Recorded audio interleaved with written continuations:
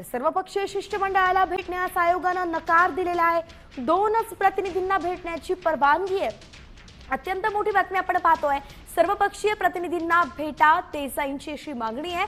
तर महाविकास आघाडी मनसेचं शिष्टमंडळ दिल्लीत दाखल झालंय, मात्र केवळ 2च नेत्यांना भेटण्याची परवानगी देण्यात आलेली आहे। संपूर्ण शिष्टमंडळाला भेटणार नाही असं थेटपणे आयोगानं सांगितलेलं आहे। आपल्या प्रतिनिधी प्रतीक्षा आपल्या सोबत जोडल्या गेल्या आहेत। प्रतीक्षा, नेमकं काय कारण आहे की आयोगानं शिष्टमंडळाला भेटण्यास नकार दिलाय?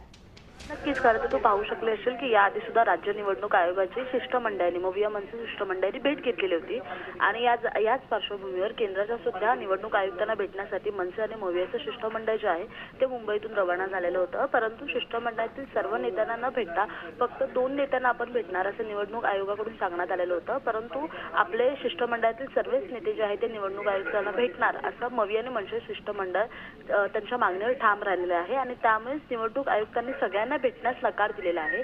फक्त 2 शिष्टमंडळातील लोक येऊन आम्हाला भेटून जा असं निवडणूक आयुक्तांकडून स्पष्ट निर्देश देण्यात आलेले आहेत। परंतु आपलं पूर्ण मोविया आणि मनसेचं शिष्टमंडळ निवडणूक आयुक्तांना, केंद्रीय नियुक्त आयुक्तांना निवडणूक आयुक्तांना भेटणार अशी जी मागणी जी आहे ती शिष्टमंडळाने ठेवलेली आहे आणि त्यामुळेच हा पेच न सुटल्यामुळे निवडणूक आयुक्तांनी भेटण्यास सरासरी नकार दिलेला आहे आणि त्यामुळेच तिथलं शिष्टमंडळ जे आहे ते अडून बसलेलं आहे।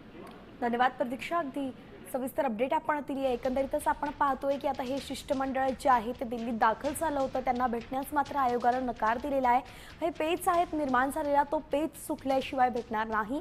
2च जणांना त्यांनी खरं तर परवानगी दिलेली आहे, म्हणून आता नेमकं 2 जण सर्वपक्षीयांकडून कोण जात आहे हा देखील एक महत्त्वाचा प्रश्न आहे।